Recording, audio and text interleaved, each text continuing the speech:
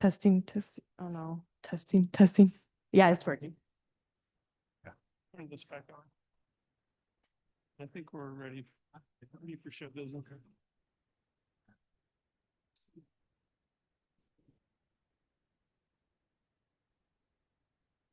Okay, let me just,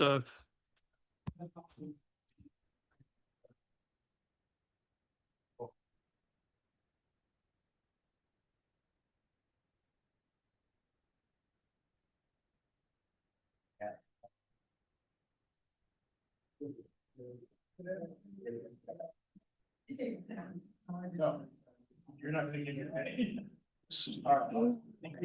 Okay, thank you.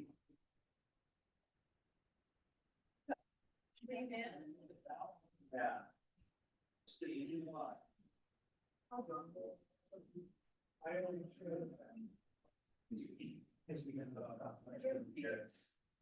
There's one of these for representing.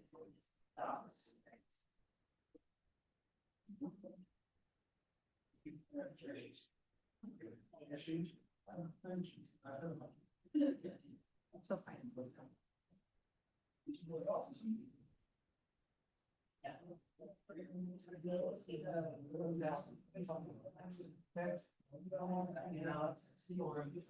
what you end up doing. Yeah.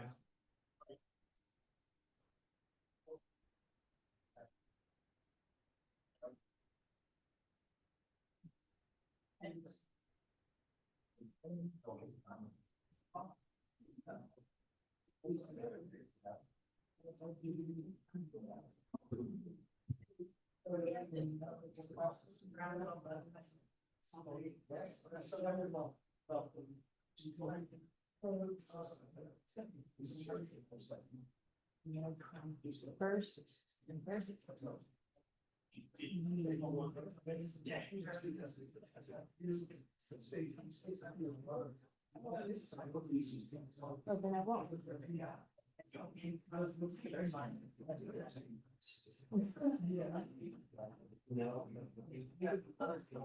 What we did when I'm trying to be thought.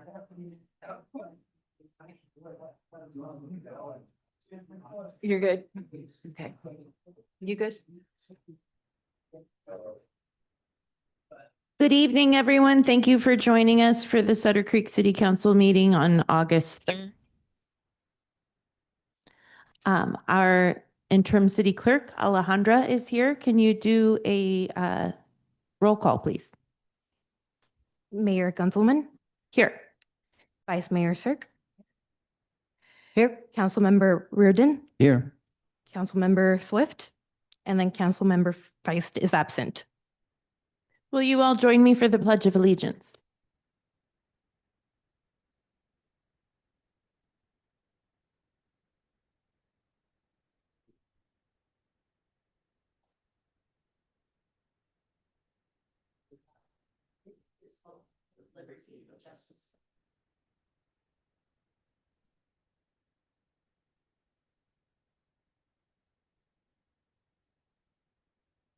At this time, I'll open the public forum. Just a couple reminders of how this process works. Speaker time is limited to 5 minutes. And under the Brown Act, the council is generally not permitted to respond to or engage in discussion on items that aren't on that agenda. So for that reason, the council will not respond to public comment this evening. However, your comments are important and they help inform the council about the community's questions and priorities when the item is on the agenda. Please refrain from applause or booing between speakers so everyone feels comfortable sharing their views. And the city manager's report is immediately after public comment, and often some of the items that the public bring up are briefly updated in the city manager's comments. So I encourage you to stick around for the whole meeting, but at least that part. So at this time, I'll open the public forum. If anyone would like to address the council on an item not on the agenda, please use the podium and the microphone.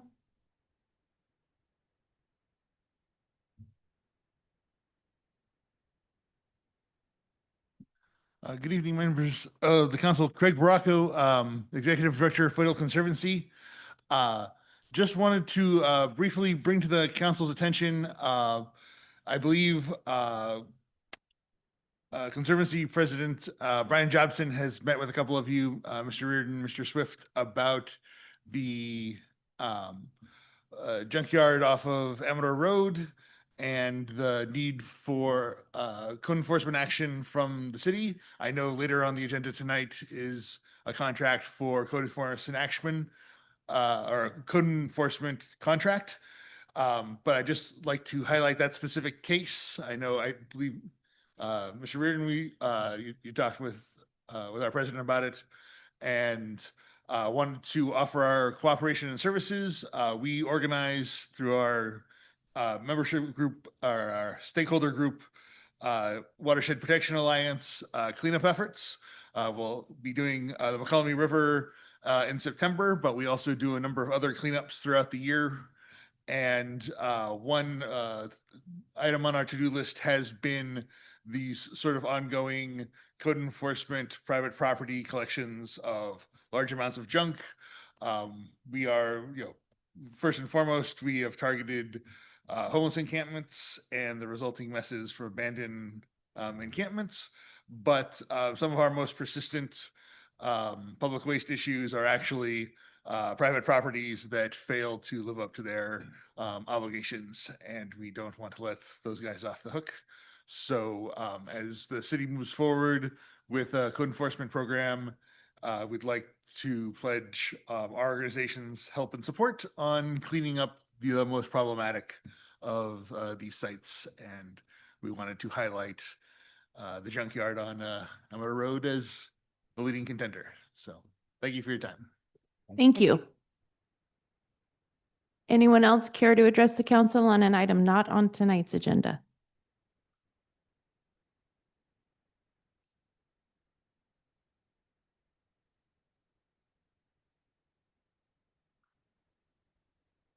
Thank you.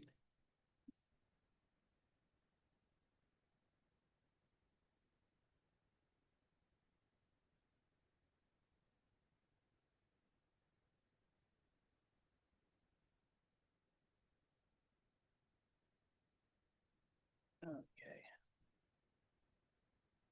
Hello, everyone. Ron Howe, Sutter Creek resident. In your quest to make more money for Sutter Creek through the sales of high-potent marijuana products, you'll be creating a moral and mental health quagmire in this city and all of Amador County that will only grow and fester over time. We already have enough problems in Amador County with high-potency marijuana vaping and smoking products and addictions in our schools and high schools and families. Embark claimed that they were going to help educate the public and youth of our community on how to responsibly use cannabis products. This is laughably preposterous and absurd. Only the most naive and uninformed person in this county believes this. These high-potency cannabis dispensaries have one thing in mind, and that is to make money selling psychotic marijuana products. These retail high-potency pot dispensaries have been in Calaveras County for some time as well. In Calaveras County high schools, gangs of kids and teens have organized and are running through the schools and selling high-potency marijuana. The problem has been exacerbated by the easy acquisition of high-potency pot from the local dispensaries in Calaveras. Like Sutter Creek, Calaveras was promised tax revenue benefits, but many never panned out, and some were never paid, and that's according to residents I just recently talked with. I don't know if anybody's from Calaveras here tonight, but anyway, the black market of marijuana is already here. It's already here, and will only get worse when the retail high-potency marijuana shops pop up. That's the pattern. At first, I imagined it was inviting when you heard about all the money that Sutter Creek could make by putting in a high-potency marijuana shop. But now you know many of the things you didn't know before. Now you are without excuse. When it comes to the mental health and well-being of all our youth and families and school-aged kids, you know what the right decision is concerning this dispensary. Will you make the right decision and heed the warnings of the School Board of Amador County and the Amador County Board of Directors and the warnings of many of the residents of Sutter Creek, and vote to not put in the dispensary? Or will you choose to separate yourselves from the entire county of Amador and ignore their warnings and vote yes to putting in this dispensary? What will it be? I believe it would be incredibly arrogant and self-seeking on Sutter Creek's part to go against the wishes of the entire county of Amador, against the school board, and against the Board of Supervisors if you vote to put in the dispensary. Putting in this dispensary would give the city of Sutter Creek a big black eye in this county. It's as if you say, we matter and the rest of Amador County doesn't. Isn't it convenient that only Sutter Creek makes the tax revenue and bonuses, and the rest of the county gets nothing? Yet, you're putting this dispensary smack dab in the middle of Sutter Creek and Jackson. In the middle of Sutter Creek and Jackson. For the city council, this is a huge moral decision that you will be making. One that may follow you for the rest of your life and be part of your legacy, especially if you make the wrong decision. Will you make the right? One minute Moral. remaining. Will you make the right moral decision or the wrong moral decision? Will you vote for the mental health and well-being of our county by voting no for the dispensary? Or will you vote for the money over health and wellness and vote yes for the dispensary? Don't go against Amador County and the residents. I urge you to vote no on the dispensary. Do the right thing. And let's address the problems we already have here with drugs in our schools and families before we create bigger problems. We can make money other ways in our beautiful city without resorting to selling harmful psychotic drugs throughout Amador County. Thank you for your time. Thank you. Would anyone else care to address the council on an item not on the agenda?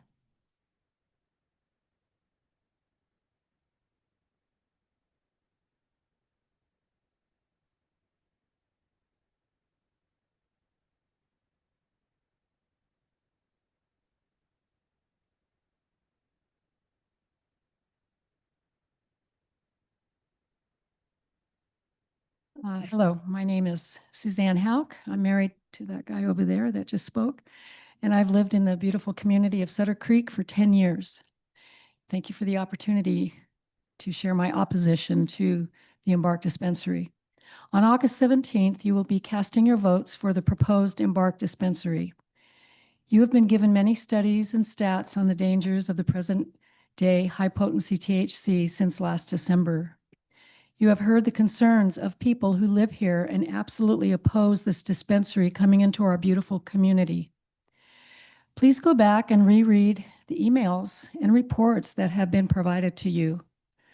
Try to do it with your minds not made up to say yes, but take note of all the reasons that your vote should be what I would say a big no. I want to repeat what I shared in a prior meeting because it should give pause for you to think about committing to a yes vote for Embark. Heroin was once considered a safe medication. Cigarettes were once thought to be a healthy habit, even with commercials showing doctors smoking and endorsing certain brands. Think about it. We all know that those ideas in years to come were absolutely false and a lie. It took time for the studies to show the unhealthy, deathly danger these substances were to people's lives. As I share, please keep in mind that this is not the same pot we smoked in the 60s and 70s. Studies on today's new potent THC use is now just starting to unfold. It's not all in yet. Reports saying THC is harmless and helpful even after reviewing the new studies and stats, which you've been given through the last few months, in my opinion, is ignorance and denial for the sake of a buck. No matter how much money Sutter Creek makes on this dispensary, it will all pale in comparison to the damage that will be done on so many fronts in the years to come. I want to mention the front page article in the Ledger Dispatch last Friday in which the Amador County School Board of Trustees have chosen to say no and sent their vote to the Sutter Creek City Council Trustee Peter Gale said, I think it's imperative that we take a stand, living by what we try to promote and encouraging the city to make a different decision. Trustee Ken Farrar said, I think we have a chance to have a voice in this and let Sutter Creek know that we think this is a very bad idea. My friend wanted me to share a letter with you tonight. She's not here, so I'm going to do that. My husband and I were born and raised in California and lived and worked in Amador County for 46 years. Our two sons attended Amador County schools, graduated from Amador High, continued on to Chico and Stanford University. My husband Richard worked as director of medical laboratory services at Amador and Sutter Amador hospitals, and I have worked as a real estate agent here for 36 years, retiring after opening Sotheby's in Sutter Creek in 2016. I'm speaking to address a proposed cannabis dispensary in Sutter Creek. Each of you have been elected or appointed in your positions by the voters of this community to put their well-being and their best interests above your own, regardless of any debatable financial benefit to the city. I have a personal question for each of you. Are you aware that the decision put before you regarding a Sutter Creek cannabis dispensary will become part of your life legacy? Each of you have been advised regarding the impact to our community, the geographical location of a dispensary in the midst of 3 high school campuses, the potential for broken relationships and increased crime, addiction, need for increased law enforcement, the ultimate trauma in our lives of the families and beautiful community that you have been trusted to oversee. These negative impacts will reach every community in Amador County 1 minute remaining. in the event that you vote to approve a cannabis dispensary in Sutter Creek. Are you willing to take responsibility for those outcomes? Think about it. Thank you for your consideration as we ask that you reflect the cannabis dispensary application. A dispensary will bring only negative impact to our beautiful county. Signed, Janice and Richard Cavallari. And I just want to say before I close, will you betray the good citizens of Sutter Creek and Amador County by voting yes on Embark, opening the door to all the verified concerns you have received over the months? The stats and data reflect the harm Amador County will suffer in the years ahead. Please vote no on Embark. Thank you very much. Please refrain from applause. Would anyone else care to address the council on an item not on the agenda? I see a familiar face. Hello, council, staff, and citizens. I just want to take a moment and invite everybody to National Night Out tomorrow in front of City Hall between 6 and 8. You'll get to hang out with your police department, with your fire department. County Health will be there giving out helmets and talking about health stuff. And Victory Village will be there talking about veteran stuff. So it's all good stuff. We'd love to see you. I feel like we have a great police department, but we're even better barbecuers. So please come out and have some food and join us. Give us your feedback on how we're doing, what we can do better. And it's your city, we're your police department. We'd love to hang out with you tomorrow. Thank you all very much. That's really good hamburgers. That's Daniel Rigo. Yeah. Anyone else care to address the council on an item not on tonight's agenda?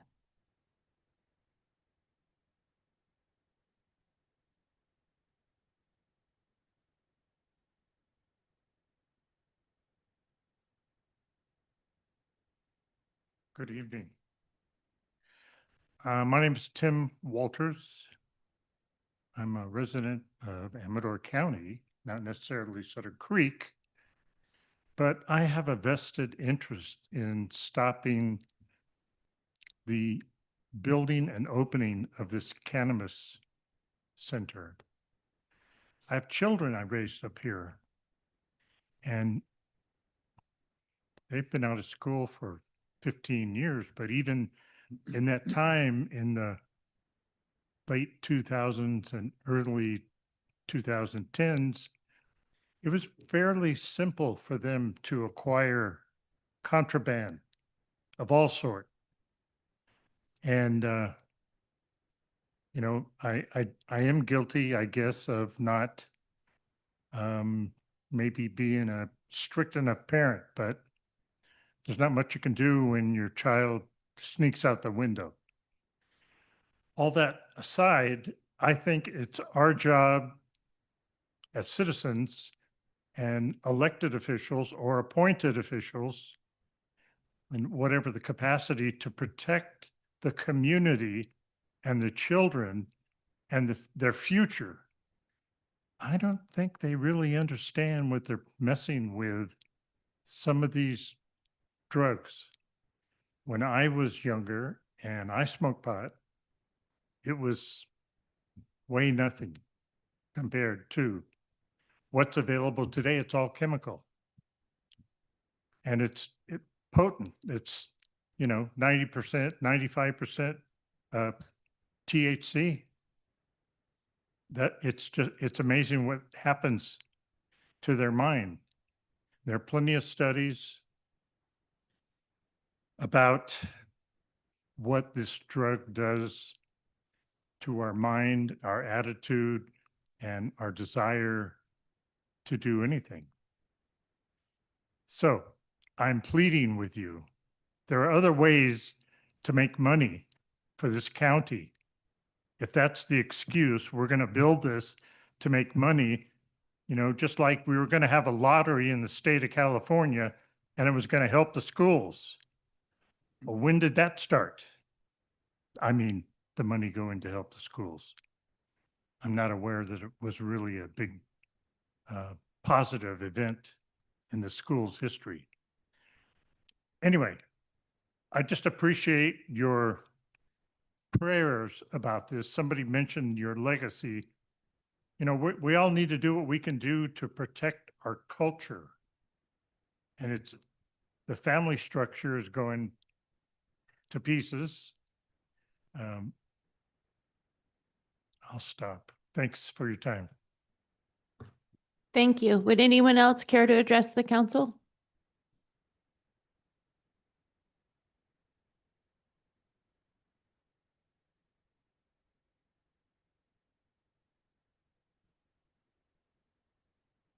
Hello, my name's Andy DeHuer. I'm from Calaveras County, and I live up above McCollum Hill. Been there for 53 years. I retired from the prison here, Mill Creek State Prison. I also worked at Preston in the late 70s and 80s. I'm 80 years old. And my point is this, we live next to a farm. And there it's called Blue Jay Farms. We own a large parcel of property, and they're the next property owners to the side of us. Anyway, back when the marijuana came in, they had signs on both sides of San Andreas. Millions are coming into the county. I tell you here, nothing's changed there except that our roads are torn up more and more by people who don't really care, it don't seem like. And also in 21, one of the workers on Blue Jay Farms was murdered. FBI came up to my house and looking to see what I found out. They've never found how he was killed. They actually found him. I mean, he was brutally killed. His face was bashed in, shot in the head. But what I'm trying to say is these promises have been empty all these times. More money, nothing. And the last thing that really affected us was the taxes. We went through the fire, lost our home in 2015, the Butte fire, as you all know. We have recovered from that, of course. And it's only the good Lord that has restored everything for us after 53 years. But what Calaveras County did, the supervisors, because they're unable to pay their taxes, they lowered their taxes 60%. But yet we had to pay our taxes. So all I'm hearing to say is that these dreams and promises are empty. And I hope that you don't become a part of them. And if it's money, The Lord owns all the cattle on all the hills. If you go to him, you'll have all the money you need. You do it the proper way. And I just wanted to share with you my experience with Calaveras County and the promises that were given there that were empty and still empty today. Thank you. Thank you. Would anyone else care to address the council?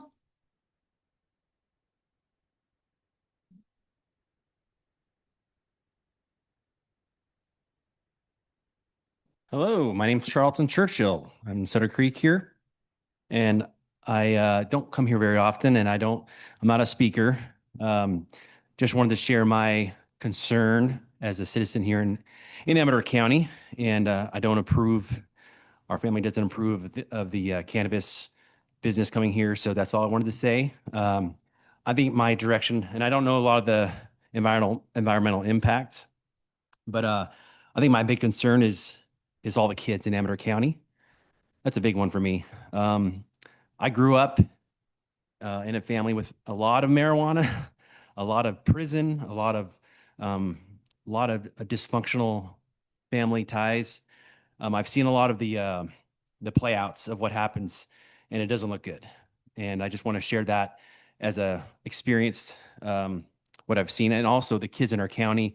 I already know of kids and rumors of other kids who have gone to San Andreas underage who somehow got, and I know you guys have like plans to like keep it just for a certain age, but kids still get a hold of it. They do it with behind parents' back. They do it all the time. I'm okay. Some adults are like, hey, we can do this, we're fine. But the kids don't know. And once the kids get involved with that stuff, I already know where it's going to go. Our county looks amazing. We have a great county. We are so protected here in Amador County, outside of California, Southern California, San Francisco. There's so many places that are just being destroyed. And Sutter Creek is like a heaven in California. And I feel like if we do this, if we go ahead with this is just going to impact more of our area. It's going to make it look morally bad. The resources with police officers, with everything we have here, I just feel like it's not a good idea. And I don't want to just be disrespectful here. I just want to say I disapprove of it. And that's all I want to say. Thank you for hearing me. Thank you. Would anyone else care to address the council? All right, I don't see anybody, so we're going to move on to the city manager's report.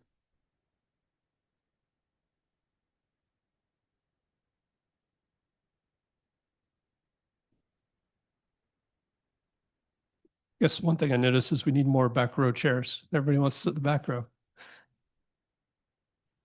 So, well, evening council, evening residents, some quick updates.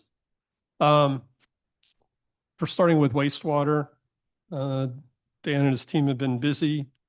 There's a couple of photos here. That first photo with the thing hanging in the air, that's the aerator being put into the E-pond. And the picture on the right of that are the rotor strainers, which are out and going to the repair shop tomorrow. We are also working, Mason and I, and we have Moses online tonight, as well as Dimitri, on getting state revolving fund and USDA applications in. Now that we have enough details, really starting to focus on grant applications for the wastewater plant. And then tonight we have a discussion about battery storage for the wastewater plant.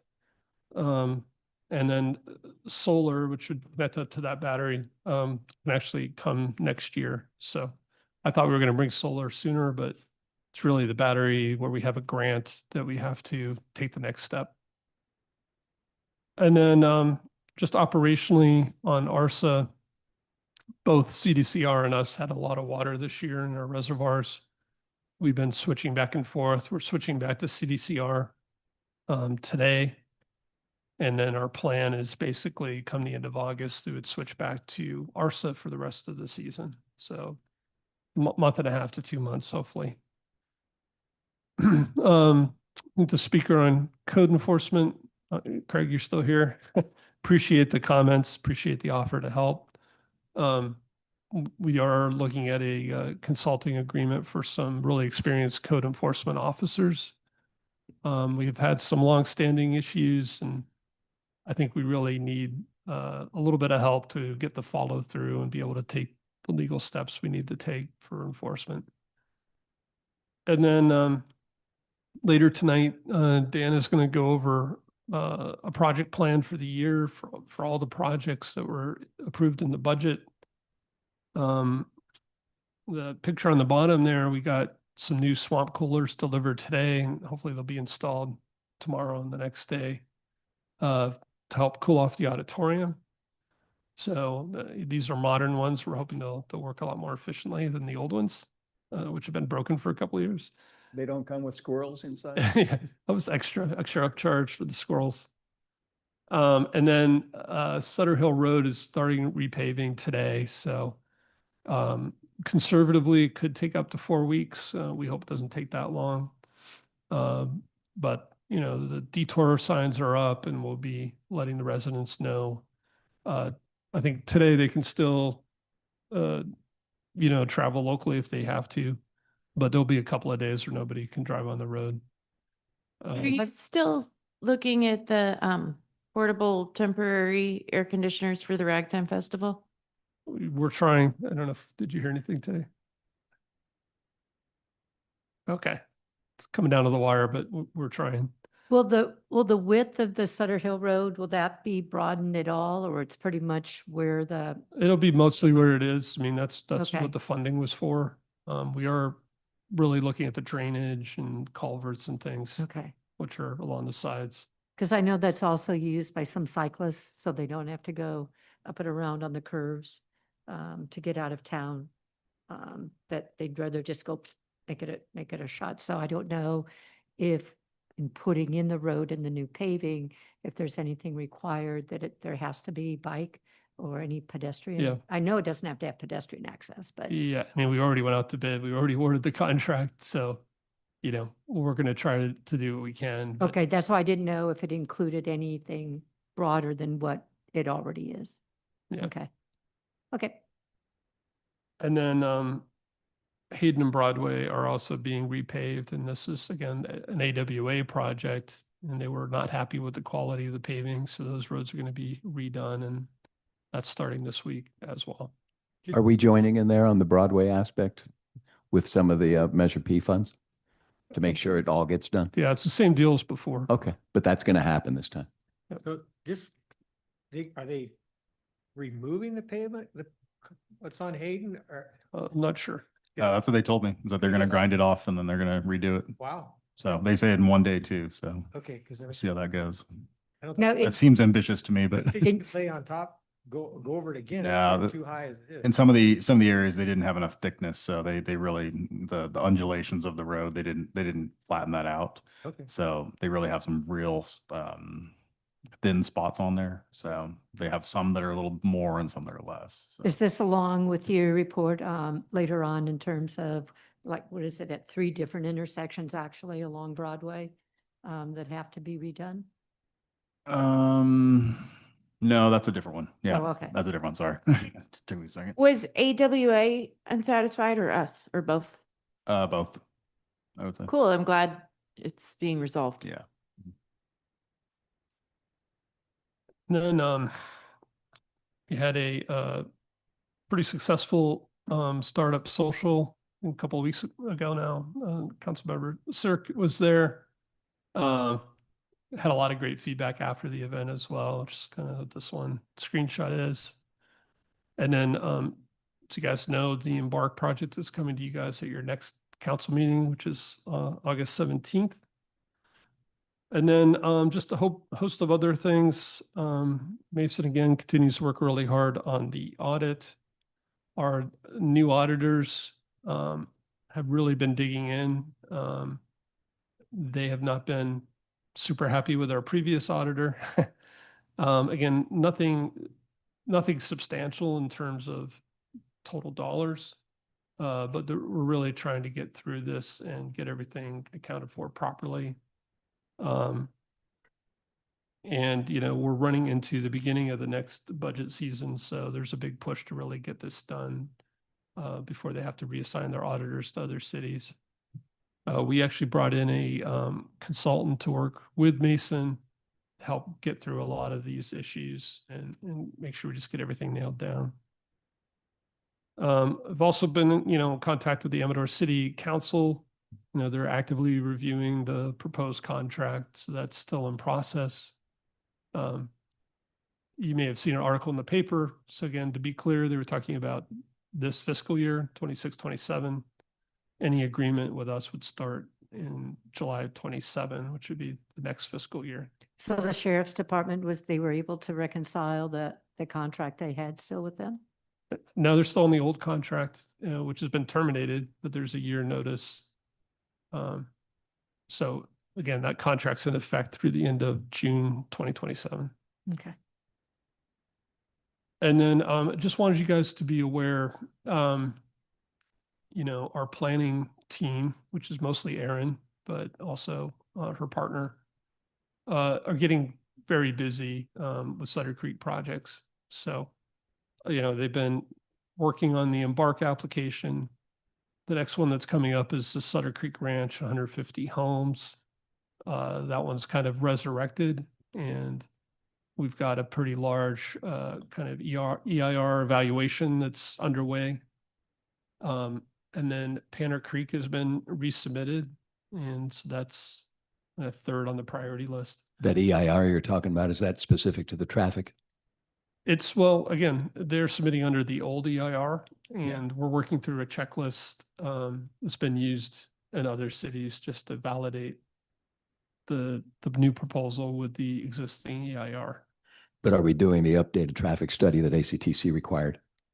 I think I think we're doing an addendum to the traffic, but we're not redoing the traffic of that, just to be cut. Yeah. I'll go on the record and say that concerns me because of the specific words that are in the agreement and all that stuff. So I would urge you to double check and make sure that's going to be sufficient. Yeah. Yeah, we are. Okay. So I guess I would clarify, we're not starting from scratch. There'll be an update to the existing data. And then we also have the Airbnb ordinance, which we had started, and a tree ordinance. So those things are all kind of stacked up, and that's kind of the priority order that I just discussed them. And then our pool is closing as school reopens. Did a bit of a debrief with the lifeguards today in terms of what was working, what wasn't working. So I think we'll be in good shape for next year. And unfortunately, a lot of our lifeguards are leaving come August 9th, so we're not going to be able to be open on weekends. Neither is the Jackson Pool this year. So want to plan for that next year when we're hiring guards to see, who can be around, maybe keep it open for a few more weekends into September.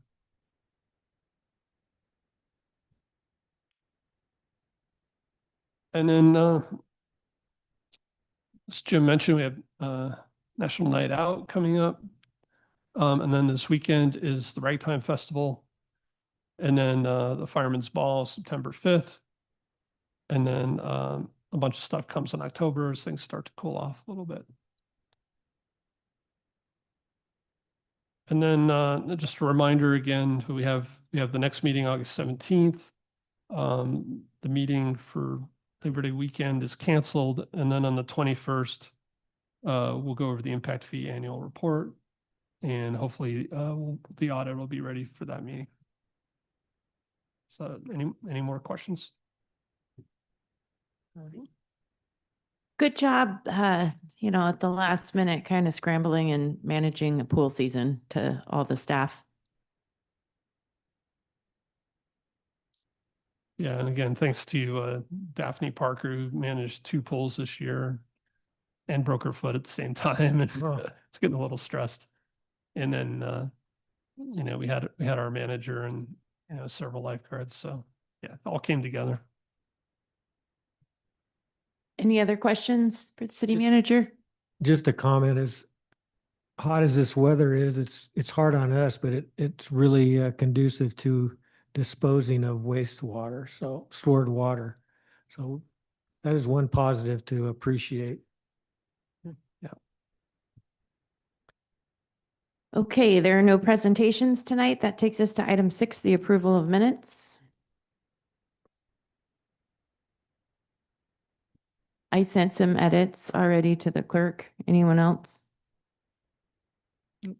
I move that we accept the minutes from July 20th as corrected. Second. All in favor? Aye. Aye. Okay, that's 4. Our consent agenda has 2 items. A is a consideration of support letter regarding public entity tort reform, and B is consideration of opposition letter for AB 1383. We can approve that in one motion on the consent agenda unless anybody wanted to pull something. I just had a couple of questions that it wouldn't change a vote, but I just had a couple of questions regarding the information. Curious whether any other local besides Bret Hart High School District was included as one of in the support letter for the tort reform, but nothing else from Calaveras or Owen County or Do you want me to answer this? so I'm just curious if there is any kind of foothill alliance that Yeah, can be unofficially kind of tapped. Yeah, that one, came through our Cal Cities rep, which we're part of the Sacramento group. Correct. So they may be in a different group. Oh, that's true. They may be, Yeah. but Bret Hart High School District is on here. That was curious.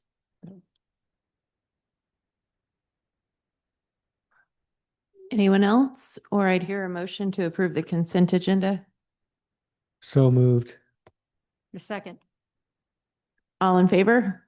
Aye. Aye. Okay. First up on the administrative agenda is conversation about battery storage for the wastewater treatment plant. Yeah, so I just have a couple of slides here and then we'll open it up for discussion.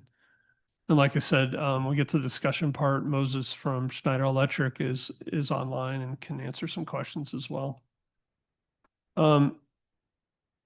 So, we just finished the phase 1, which we had gone over, really looking at regulatory issues and high level siting. So we're very early in the design. But we did manage to get in an application for solar tax credits, which also apply to the battery, as well as a grant program through PG&E. And, those programs expired at the end of last year. And the battery program in particular has deadlines to show progress. And so we're coming up against this deadline, which is September 4th. And, given the large discussion at the next council meeting, this is really kind of the last opportunity, I think, for the council to weigh in. We're looking at a total, it's actually more than $1.80. It's 1.8 million in total incentives for battery and solar based on completing the plant. And so the exact amount of money that we would get back is based on the plant completing and starting to use power. So they give you some of the money for the incentives up, a year or two after the plant is operating. So there's kind of a range of these things. And again, we haven't fully committed to construction of the plant yet. And so that's kind of the reason I brought this to you guys.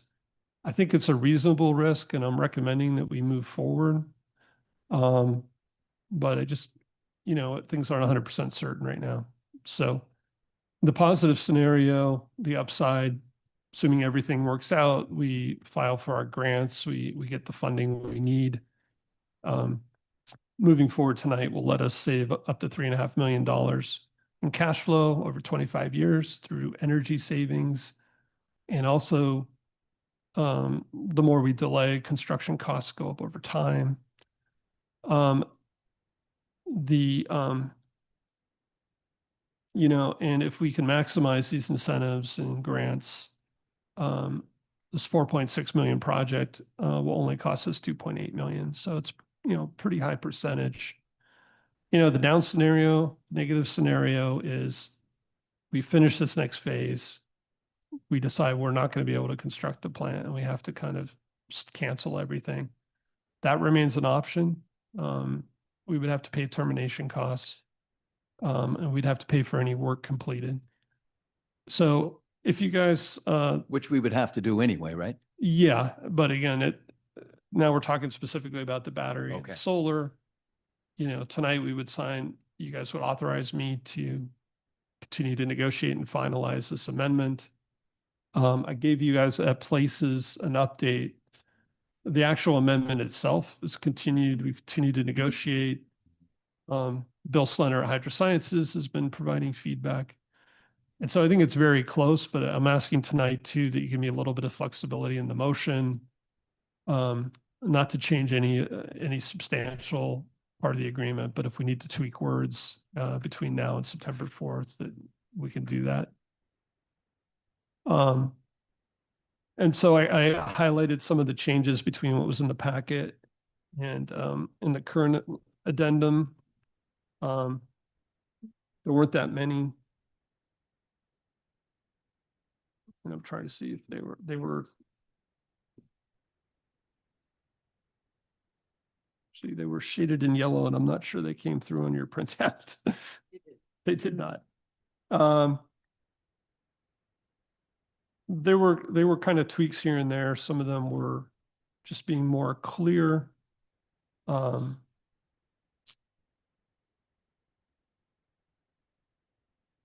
If you look at the schedule scope of work, things were split out to be much more clear about what the city is responsible for, what the company is responsible for. And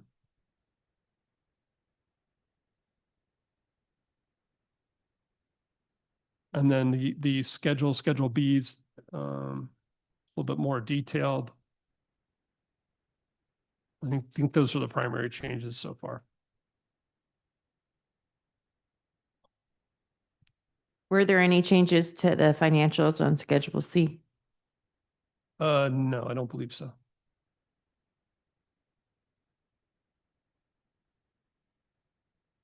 I had a couple questions to start off.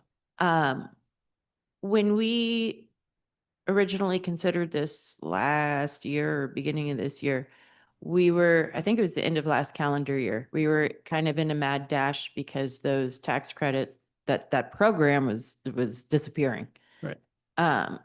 So am I correct in believing that if we didn't do this thing this time, then as we construct the plant over the next 8 years, if that ends up happening, we're unlikely to find other programs where we can get incentives and discounts? Yeah, well, the tax incentives are a federal program.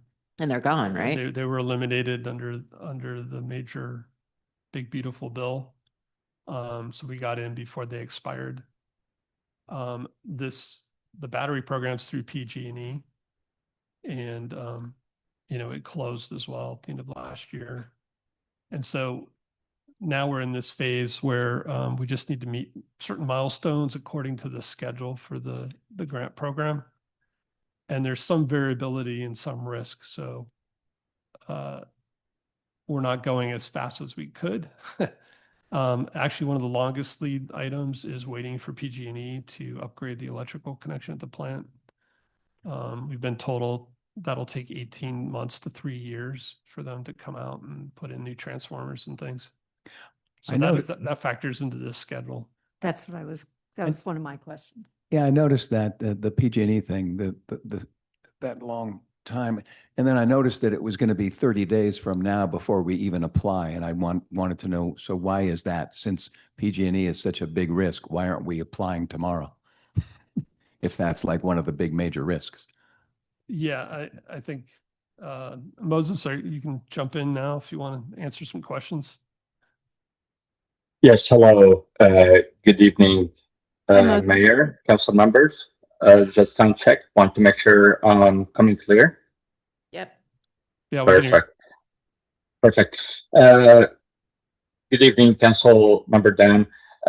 Regarding the question why Actually, the application is already in the works. So this is just from schedule standpoint, because we need to attach some other more detailed electrical drawings as well into the application. And that's why it will be, and those are still in the works. And that's why it is being in a month from today. I more or understand. less. I understand, Moses. Thanks for the clarification. That was a good question. Sure. Mhm. The other question I have, Moses and Tom, everybody. So I'm assuming that at this point in the project, if we say yes to this thing, it's going to keep a fire lit under all of us to continue working as hard and as fast as we can on this project, versus if we were to say no to this, it's kind of sending a little bit of a mixed signal, is it not? I'm just curious as to your take on this, Moses, in particular. I mean, definitely this will keep, instead of putting our heads down and scrambling of like, should we do or not?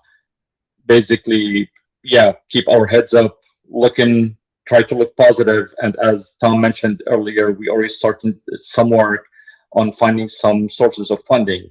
So we're all hopeful and positive we can enable the vision of the city of Sutter Creek. So the positive to this, assume this, basically the council to say we're not proceeding, moving forward, there is the incentives risk, the risk of incentives loss from PG&E, the SGIP program, which, as Tom mentioned earlier as well, it was eliminated rather last year. Hi, Moses, this is Julia. I'm a little concerned about, there seems to be several moving parts that we kind of have to weigh out and in this risk management and risk undertaking.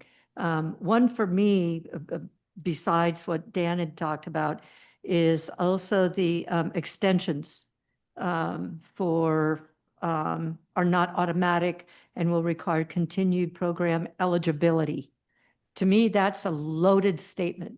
If you could help kind of explain maybe some of how that would specifically apply with the reservations, multiple extension periods, to maintain the reservation through multiple extension periods while the WWTP design and funding strategy are completed.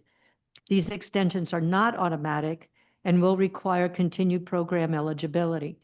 Yes, so I asked Moses to do that. Again, assuming we want to have some time and see if grants and financing are coming forward, I wanted to know how long we could extend this and still get the grant. So Okay. it's not that we want to do that, but if we need to do it. And Moses and his team did an analysis of how risky it was for every extension. So if we kind of push it to the very limit, at some point we push too hard. So they kind of came up with that table that's the attachments. So without require continued program eligibility, approval by the administrator, evidence of meaningful project progress. So does that mean there has to be a specific project completion kind of chart? Or we're here, we're eligible, now we're here, Right. we're So- eligible? So signing this amendment is the first indication of progress. And then ordering the battery, I guess, would be the next kind of milestone that they would look for. And, Moses and his team feel like that order needs to be placed before the end of the year. And then when we actually start to do the construction, it's kind of laid out on that timeline, but that could be, I think towards the end of next year. Right. Yeah. I thought we purchased the batteries already. We purchased solar, they're in a warehouse, but we did not purchase the battery. Oh, okay, the solar. So do I understand correctly that the solar portion and the incentives around it only apply if we build the plant as proposed? But what if you always need power. Yeah. So what if you don't build a plant and you still could use that power for an existing plant or some other type of plant? Yeah, we could still get some of the SGIP incentives from PG&E, and we could use the battery on the existing plant. You know, the payback period is much longer. Okay. I think the incentive tax credits, Moses, will we get any money back? Even the amount of money you get back is based on the amount of power you use. But if we built a solar thing and didn't build a new plant, would we still get some tax credits? Yes, you will get the full amount of tax credit, Tom. The ITC or incentive tax credit is related to the cost of the project, not to the power produced, versus SGIP program, which is the PG&E program, is 50% is related to the completion of construction and 50% is related to the power produced. So if you look at it holistically between SGIP and the ITC, I would say 70 to 80% of the incentives are related to the capital that is being utilized to pay for these projects. The balance, 20 to 30%, is related to the power produced. That would indicate to me, Moses, that if we didn't do the capital improvements, that is to say we stopped, construction for whatever reason, we would not be eligible for 80% of the incentive. Is that correct? And that is correct. Okay. So that's, to be clear, if we stop doing it, we're going to get 20% based on utilization of more power, assuming we can utilize it all somewhere.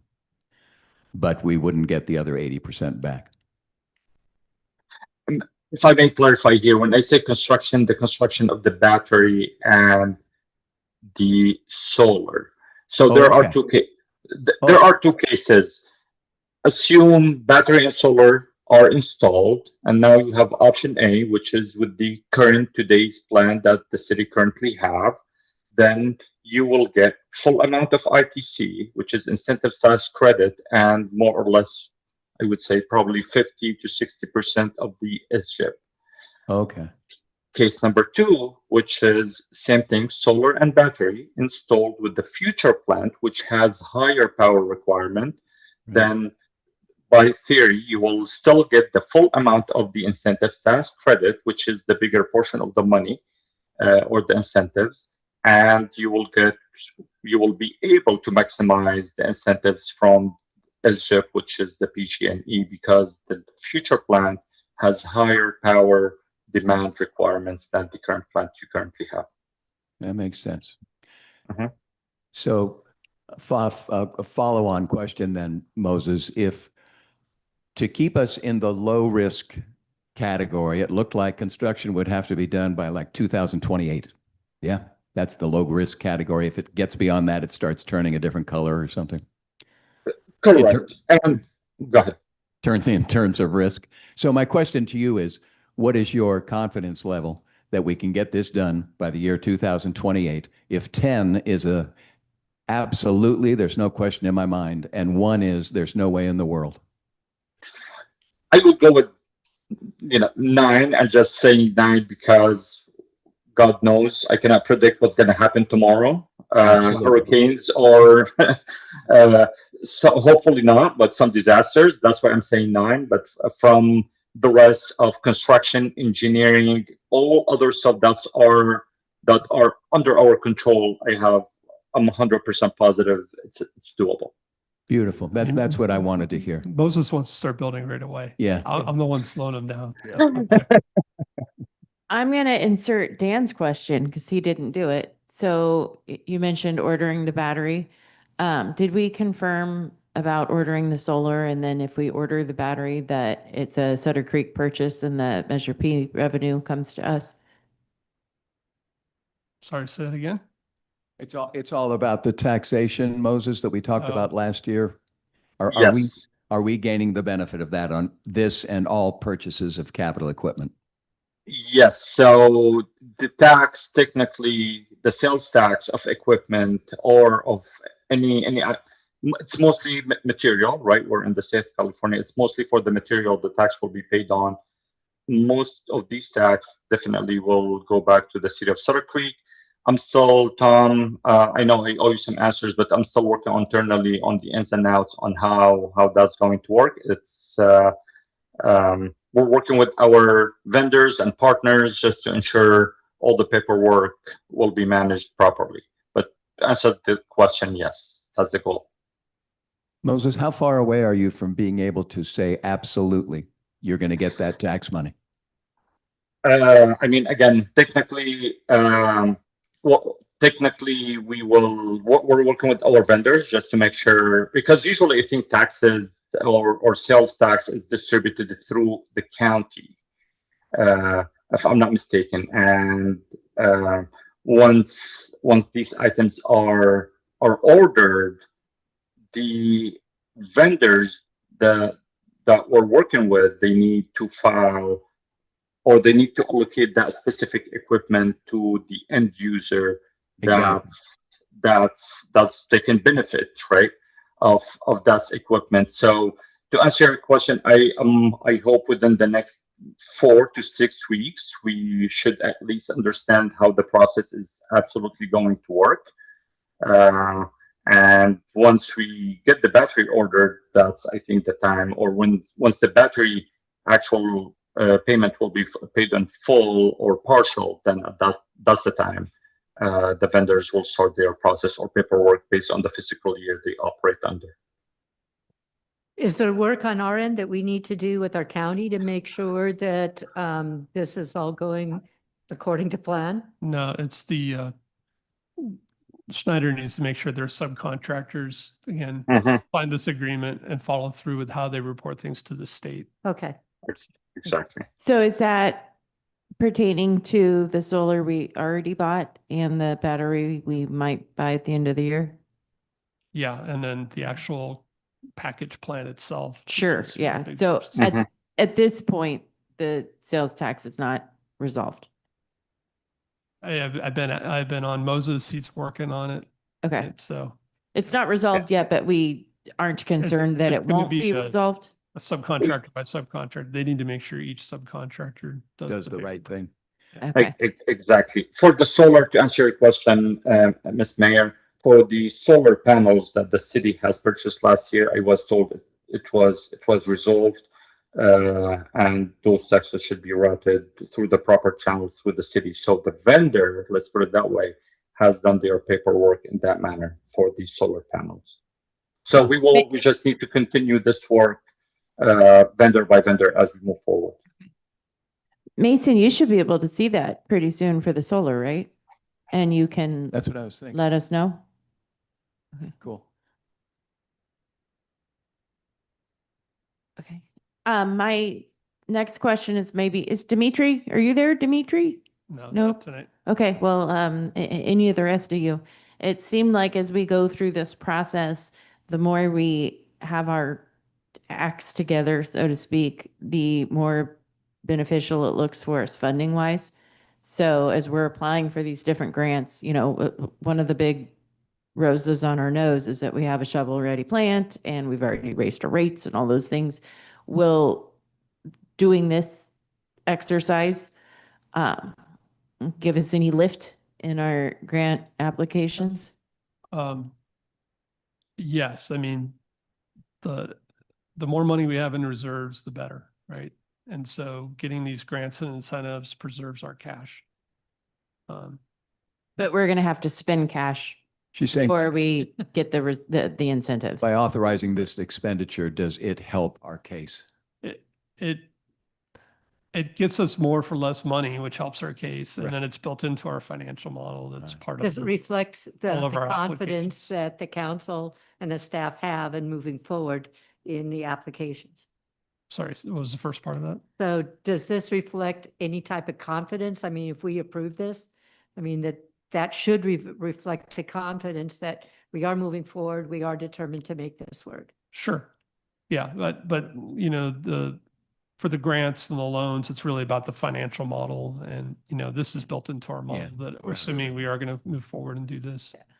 So I don't know if this is, question is too premature. On the last page of the report, under recommendation, and it goes, gives a worst case scenario and then a best case scenario. The last sentence in the worst case scenario says staff intends to manage this exposure through stage authorization and procurement milestones regarding if things need to be put together. Do you see where I'm at? It's on page 28 of the packet, the last page before it gets to the amendments. So it's on page 3 of the report. At the very top, recommendation, blah, blah, blah. Worst case scenario, if the upgrades face delays, incentive cannot be maintained. The city remains responsible for authorized work. And it says staff intends to manage this exposure through staged authorization and procurement milestones. Is that like the checklist that, yes, we've accomplished this, this, and this? Or I was just trying to say. I'm trying to find how that fits with the above information. Yeah, I mean, maybe it wasn't the most clear wording. I'm just trying to say that there's multiple checkpoints.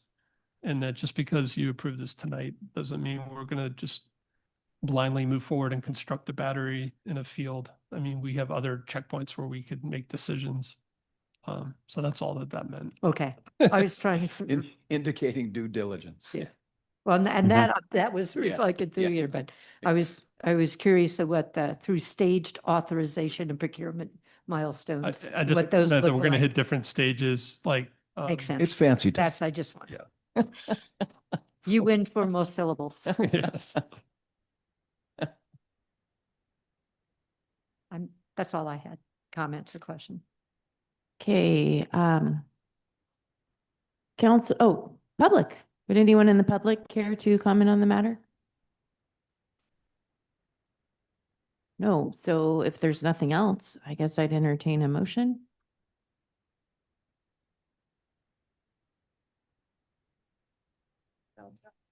Yeah.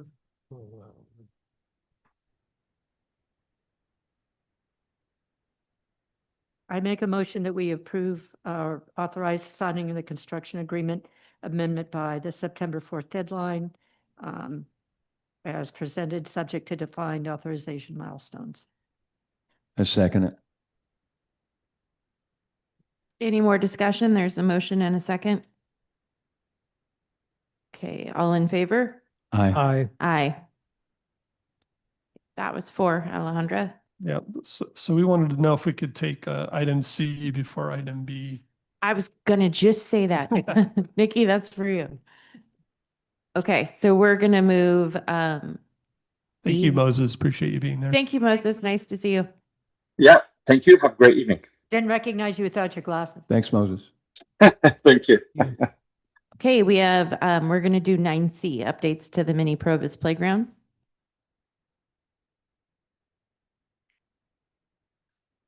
So Public Works has been working with Nicolette Clymer, and she's here today. She is the she does the Eva Clymer Foundation Memorial Fund. Memorial. Yeah. Okay. I'll try to make this brief. This is Eva. This is my daughter. She passed away in 2019. We were obviously shocked when that happened. And Eva's preschool teacher at the time, she was a special ed preschooler at Little Ponies. And Rose Outland put together a memorial fund for her pretty much immediately, and said that she wanted to help create a sensory playground for the Little Ponies preschool before she retired. We were in the midst of breaking ground. We had paid contractors. Everything was all going as planned. And then the consolidation was voted on. And at that point, there was obviously an immediate stop to the project, and it was literally the same week. So I'm very grateful. We had really, really great contractors. Everybody gave us our money back. Nobody charged us for what was done so far. We had full deposit on the playground and equipment, everything. So flash forward, there's still no placement for special ed preschool in the school district. They don't have a defined place of where they want to put it. And I'm very proud of the community and my extended community of loved ones. We've fundraised over $100,000 to build this playground, and we have not been able to do it yet. So I started talking to Claire. I drove by the Cribs Field, and I was like, why don't I just see if I can help make this more inclusive and more available to other children? So I spoke with Claire about it. We've kind of figured out how we're going to do it. And then I've been working with Dan and Tim, and we've come up with a really great option. And while I can't make this playground fully accessible, it's not. So I do urge down the line that we figure that out. I'm happy to be a part of that and help. It's really important that we make it better. And so what we're going to do is we're going to utilize those funds.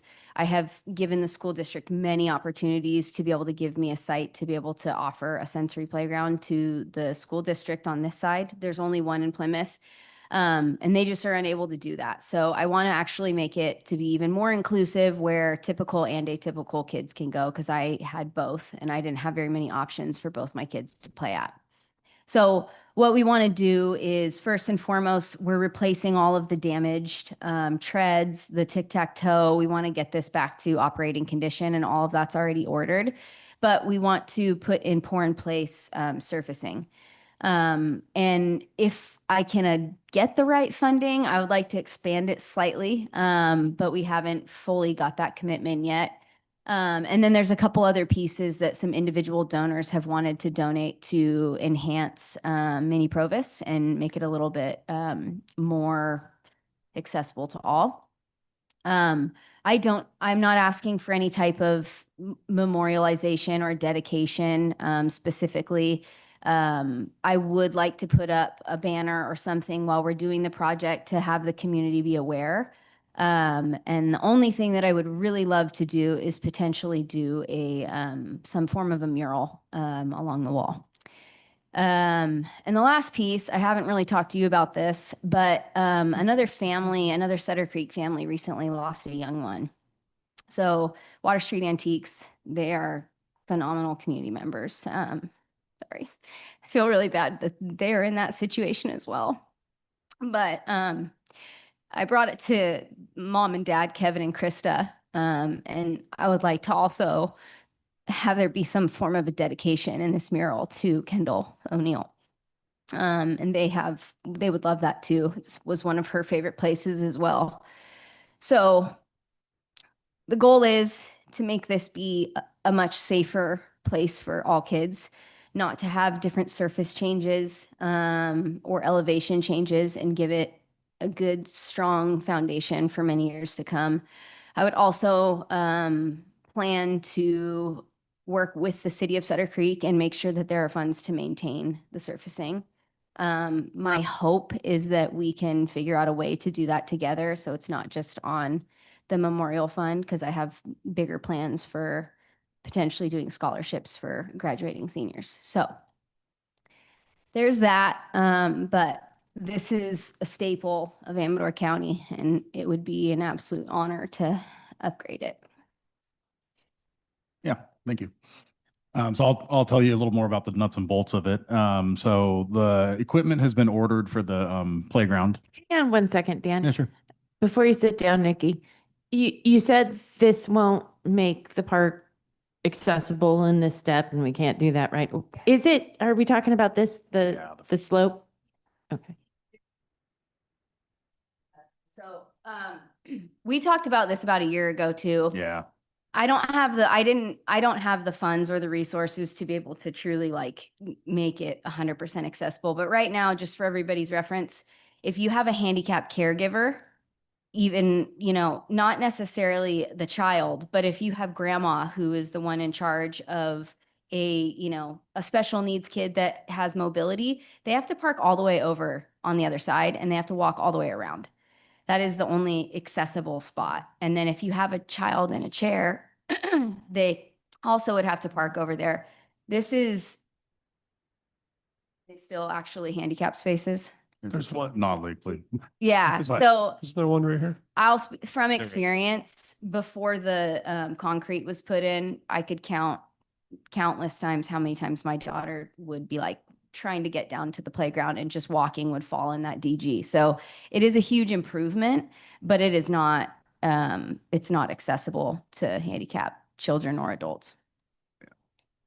Okay, thanks. I just wanted to clarify that. Yeah. Yeah. Yeah. So the equipment, I think we ordered it beginning of July. Yeah, so Middle of July? we have the treads, the tic-tac-toe, the tic-tac-toe, I little- think the The chain chain. going Yeah. up the back, all the replacement parts will be here, and I think you guys are planning to do it once school starts, so it doesn't have Yeah. any impact.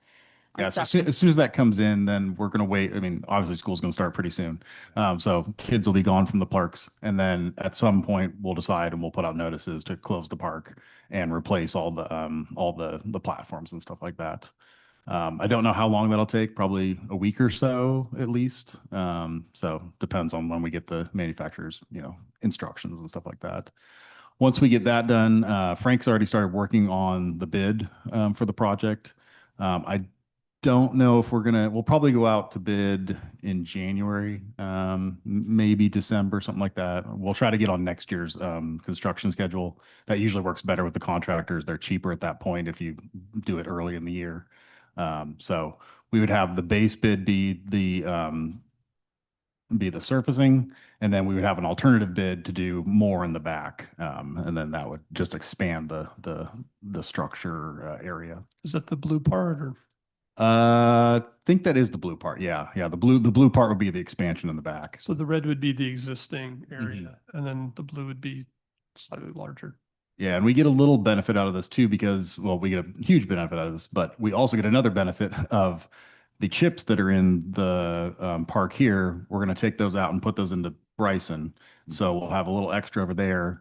We'll also do all the subgrade, get everything ready to try to save costs for the project. So the Public Works team is going to try to do as much as we can until we feel like we're not qualified. Nikki, are you satisfied with that timeline? Yeah, I'm bid fine at the with it. beginning And here? honestly, the things I don't want to impact, I know we can't pour this product. You can't do it in the middle of winter. You kind of have to wait. So last time we broke ground, it was in March. I believe it was March. So I think the timeline's good. And personally, if we do it that way, I would prefer if it could just be done by the time baseball season rolls around, because it's such an important part to, I mean, my little one plays on that while my son practices. So, I want to make sure that we're not putting the community out, and I'll be a very squeaky wheel if it is starting to put the community out. I know how long it should take. So Do you want to talk about some of the sensory additions? yeah, so the sensory stuff, we actually have a individual donor who would like to donate a climbing piece.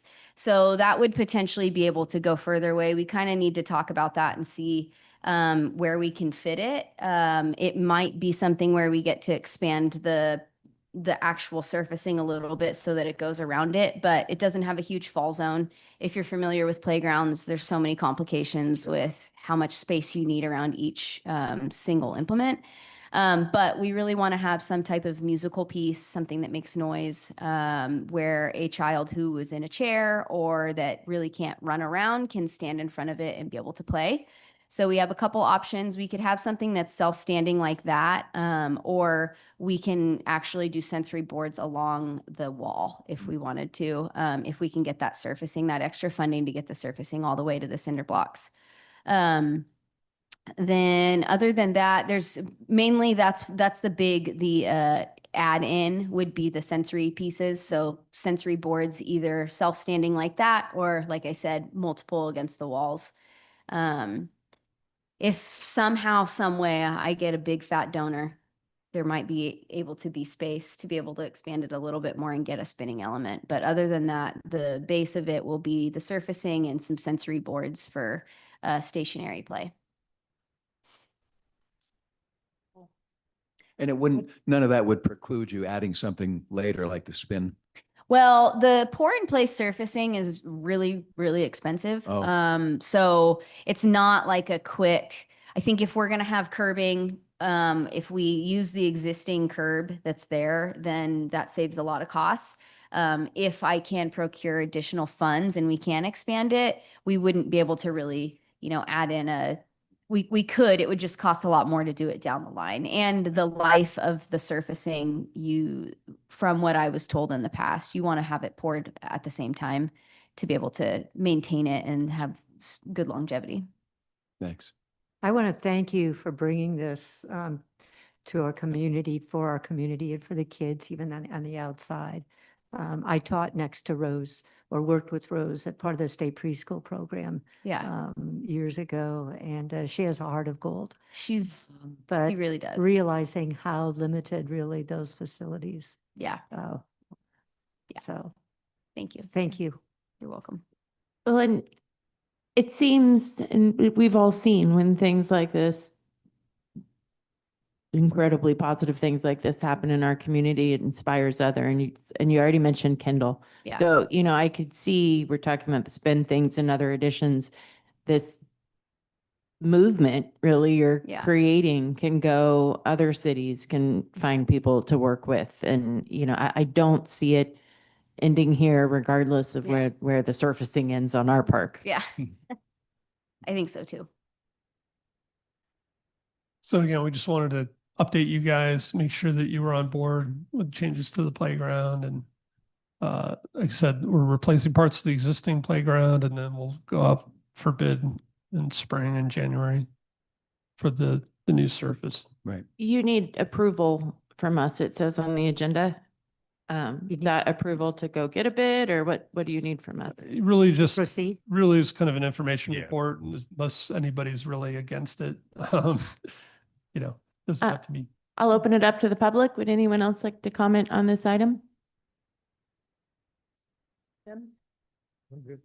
Okay, you have my approval. Absolutely. Thank you Yes. so much. Yes. No, Thank you guys. Thanks, Nikki. See you next week. appreciate it.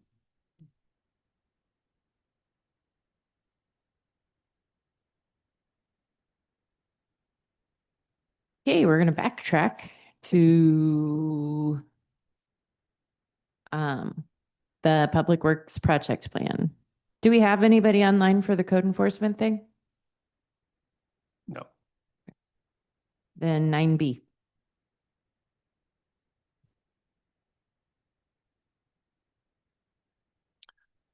Okay, so the budget obviously was passed for all of our capital projects for next year.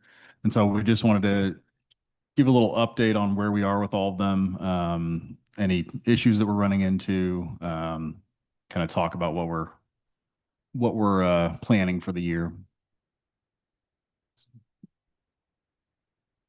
So right now, I know it's only been a month, but we are 70% on time for budget and tracking.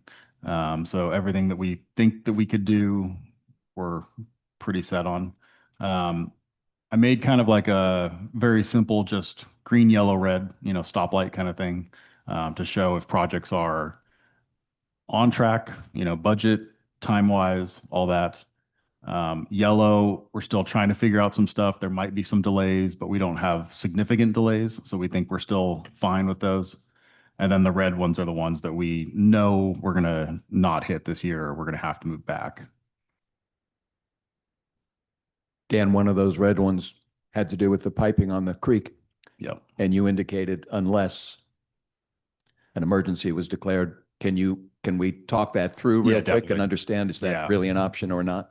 Yeah, so it's been brought to my attention last 2 weeks ago that the permitting was going to take about a year, or maybe 18 months, a year to 18 months, depending on how the agencies work. But then when I was talking to other people, somebody said we can, if we decide that the pipe failing in the creek is a significant loss to our property or the environment, any of that, we could declare an emergency, and then we can just go out and do it. We'd still have to go through the permitting process. It just might be faster. I don't know if it's less expensive or more expensive because they're rushing stuff. We would have to flush all that out. So this is kind of the first chance that we would see if the council even wanted to Right. pursue that or not. It was my thought, since you brought it up, and I appreciate that, then why not, bottom out on it? Why not get the information and let's just find out? Because Yeah. if it could save 6 months, and we think that would be better to get that done before something really, really bad Yeah. happens, then maybe we'd want to consider that. Yeah, because we did have a spill already on one of the pipes. Exactly. So that's kind of, So it sounds like, public health is So it wouldn't potentially commit that we jeopardized. have to do it right away, but at least we would have the permitting underway. Well, he could go find out Yeah. how quickly it Yeah. could be. yeah. Or We'd- he we'd may come give it- back and find out, Yeah. it costs twice as much. Yeah, because go, it's an give emergency. you direction to, let's find out. Yeah. So, I'd be in favor of that. okay. When we approved the budget, we made a change that we do a major cleanup of Miners Bin before we did some of these items here that are in green. On the The beautification beautification projects. projects. And I don't see that on here. It's not really a capital project as much as a get it done, but I just wanted to Thanks for get bringing that some up. confirmation that that's going to happen. Yeah, these are all capital projects. So Right. I didn't put any of the maintenance stuff in here. So, Okay. or any of the big projects that we're working on for maintenance, I would say. What is the timeline on that? That would probably be, I mean, definitely before the rain. So I would guess within the next month or two. On minors. Miners, yeah. Yeah, Mhm, right. Yeah, exactly. And then on the Monteverdi store, I know there's a lot of pieces. So you just have the gutter on here. Do you want to get through And your it's presentation? yellow because we got ghosted by a contractor. Yeah. It is. So does that mean we're not anticipating a start date in fall? Because obviously, well, I think it's obvious, it seems obvious that we want to do something before another winter's rain destroys that wall. And we Yeah. do have So- some of the money. We have been in contact. We've been trying to call the contractor and get in touch with this guy. To date, we have not been able to do that. So I think it's almost to the point now where we need to go to another contractor. I But agree. we've already gone down this road. Absolutely. So Was there a reason we were just calling this guy? Did we already have a bid from him or? he was the only person that came back that was in reasonable money. So everybody else was in the $50,000 range. Did you talk to Alex Armstrong? I don't know who that is. I thought that we had brought that up. Alex is for the wall, I think, in the. I think you think should. he might do. You should talk to him about that. He did I- flashing and gutters at the he's done everything at the old schoolhouse for Okay. the last few years. Yeah. Yeah. And he's done, I know he did I think this flashing. and- would be right in his wheelhouse and I would be willing to volunteer my labor and time to help. Okay. I've worked with him on many occasions. Yeah, I'll get his contact. Personal information. Yeah, project. Thanks. I'm sure that there's a couple of folks at the foundation that would also help him with this. Okay. Because they work with him all the time and, Yeah. Okay. and he's very, very, very responsive. Good. And he's good. Yeah. He can fix anything. Don't know what slide. And I was told that the Native Sons Historical Preservation Foundation gave us an approval, but I don't know to what amount. Mm. So Oh, good. I might find out tomorrow. Great. So, That one was also confusing. The project description is 25,000, the estimated cost 1,000 on this. Yeah. Why don't let Dan get through his? what page are you? Sorry. The green and yellow and red chart. I'm sorry, I thought you wanted us to comment on this. No, we can. Did you want to finish your presentation first? I mean, we can go either way. If you guys want to just have Well, questions, we we can do could that. sit tight. That's You totally might be answering some of our questions right here. I see my next question right there. So Oh, I'm okay. going to close my mouth. Yeah, so this slide is just to kind of show that, we're trying to make most of our projects away from the weather. So we're trying to plan a lot in the fall and we're trying to plan a lot in the spring. That's kind of all that slide is telling you. And that most of our prep happens before those timeframes. So now is the time for fall. And then in 3 months, it's the time for spring. So we kind of go back and forth on that. And then this was kind of just to focus some of the projects that we have out there.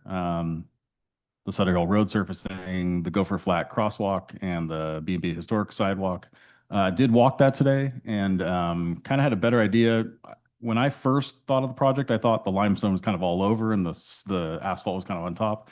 it looks like there's kind of sides to the limestone. Yeah. And so actually Knitska was driving by today. And so we stopped him and had him come over. He thinks that he can cut out around those pieces Yeah. and then just put something in the middle and almost stain it to look like limestone. Yeah, or Uh, aggregate, because there's some of that right up the street also. So whatever would blend. Yeah, better. whatever kind of blends in to Yeah. look historic Yeah. and can be reasonable. That's because- beautiful.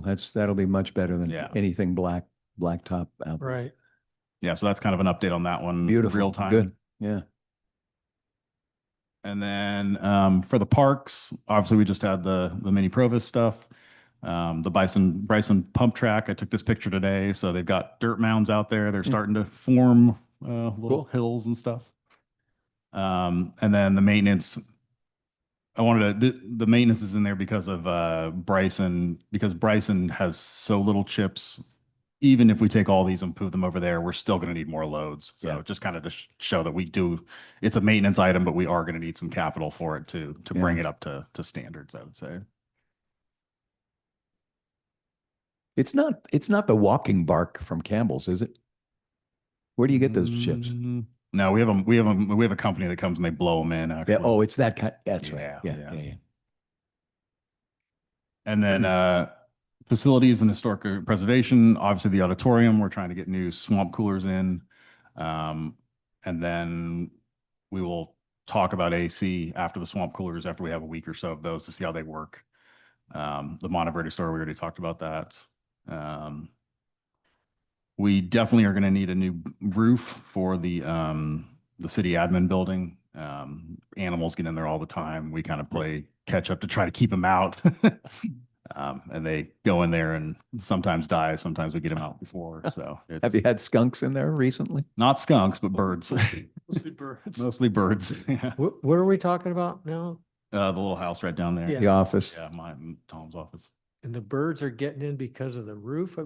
Yeah, they get in between. So they just, when they put the roof on, they just overlaid it. And so there's Oh, little put- areas in between. Put tin over shingles or something? Yeah, so we keep putting like, I don't even know what you call it, but we keep blocking the gaps for them. Right. And then a year goes by and they find the new way in. I And so got you. Okay. we've been foaming and putting everything on Gotcha. there. Okay, So, thank you. yeah. And then Preston Forbay is in here because that valve is not operational. We're going to have to come up with a plan for that. So that probably won't be this year. That's just, Mhm. it's being worked out right now. Yeah. And then, yeah, this is just what was in your packet. But in the packet, it didn't have the dates on there. So I just put that in there so that you could see the timeline of it. So Dan, I had a question, and both have to do with Gopher Flat. One is the Gopher Flat Main Street crosswalk. Mhm. We've been talking about that, or it's been on some kind of burner for the last couple of years. Mhm. And I think when I walked with you and engineer at yeah. that time, Yeah. even he said, oh, this is an easy fix. We just move this, we grate this down to create the ADA access, we move the line. It seemed much simpler than continually being pushed back. And it would seem to address pedestrian, ADA, as well as traffic issues. So I don't know where that falls in line with in terms of priority within the yellow. I think But it it's would on there. seem like Let's see. that fix would cover a lot of sins. Yeah, it's right about halfway down. About halfway, yeah. Yeah. So it's October. It's in the first phase, I would say of projects.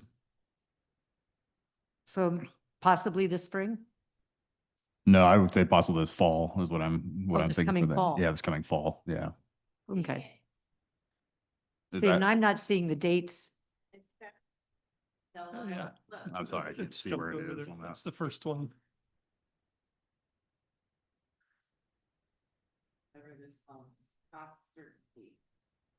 Yeah. Oh, yeah, it's just because we don't know. We don't have a quote yet for the new ADA ramps. So Okay. that's the issue. So yeah, now I see on this one, I didn't see it in there. February 1st. Yeah, that could move up. I mean, it just, we're real early in the budget year, so we're working on everything at this point, to see where everything lands. And then the other issue then was the speed bumps or the speed pad. Yeah, the speed On tables. Gopher Flat. It says to be updated. Yeah. So yeah, I think if you sit on it long enough, the costs are going to go up. I was hoping that we could at least procure them and at least have them ready to be. Yeah, I've got put a in. note out to the vendor to update their quote, so. Okay. Yep. Again, that would solve just multiple issues, Yeah. not just. Yeah, as soon as the striping goes in, so that's going in next, That's the 13th. That's great to hear. So that'll go in We and will then, not and then see- the steep, yeah, it's almost gone, so, yeah. I agree. Yes, thank you. Very good. So again, this is a lot of projects, and I think the idea is just to give you guys a mental image of kind of how they lay out. We can't do them all at once. Great, it's really helpful. So Yes. Okay, do you need anything from us, Dan? Nope. Thank you. Thank you. So yeah, you'll find out about that emergency thing and maybe let us know next month or something on Yeah. that, what it would take and Yeah, I'll talk to the consultant again. and whether that it's goes to- worthwhile or whatever. Yeah. Yeah. Cool. Thank you.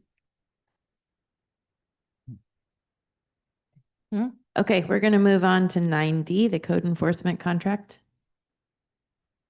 yeah, I don't really have anything to present here. Hopefully the report is kind of self-explanatory.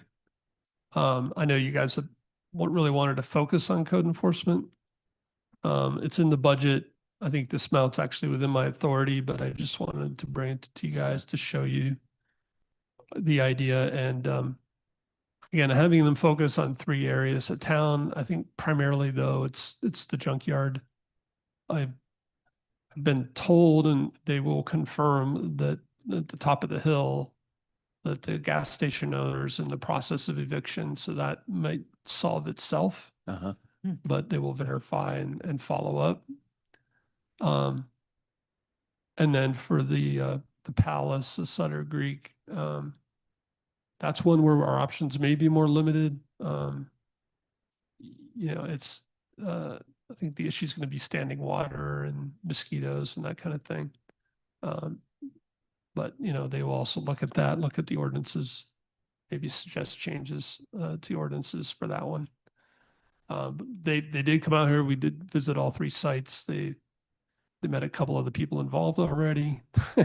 And again, I've been impressed. They seem to really know their stuff, and they do this for a lot of other cities. So their scope of work helps us get in shape for the future with our ordinances and everything. And you've been doing some of that with Derek's firm, right? So that would ease up on Derek's I mean, firm. they're and- primarily going to be going out doing enforcement. Okay, That's that's what I was hoping. For the but- $20,000, I don't really want them doing the legal work. Right, but right. feed Okay. it back to Derek. I think it's a little unclear in here. So is the priority first to look at what codes we have now and what needs to be amended and Yeah, I mean, they've add? been looking at our codes, but it's really they agree that these are difficult enforcement situations, and They are or aren't? They are. They are. And they will, walk them through the process of escalating documentation. And I think that's where they're really going to help us, because, I've been looking back and I can see letters from multiple city managers and staff members here going back, a long time. Right.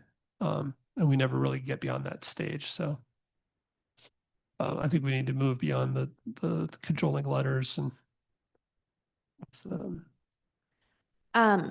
You had talked to the county about working with them for code enforcement while you were researching this, and I see this as your recommendation, and I have no problem with that, but since that door is open, and I expect there's similar issues around the county, will these guys or our staff still be able to communicate with county code enforcement as we work through some of these, or would that be helpful, or is it just a, yeah, I mean, we can. They didn't really follow up.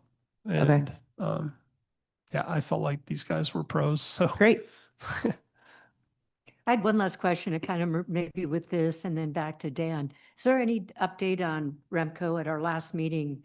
You know, trying to pinpoint whether they were actually guilty of, you know, dispensing chemicals that were blowing our charts off the. I don't, Has there been any update on that? no, there's no update at this point.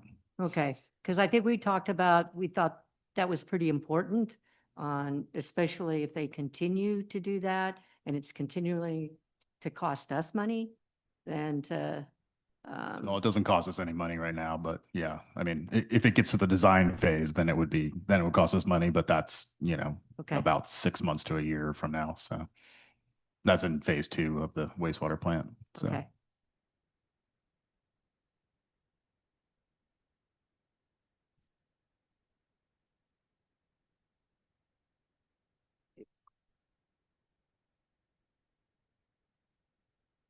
Tom, I guess I just want to go on record that if I can be of any service on this, you know, junkyard thing, when those new guys start working, in terms of some background, some landowners, stuff like that, next door neighbor, Right.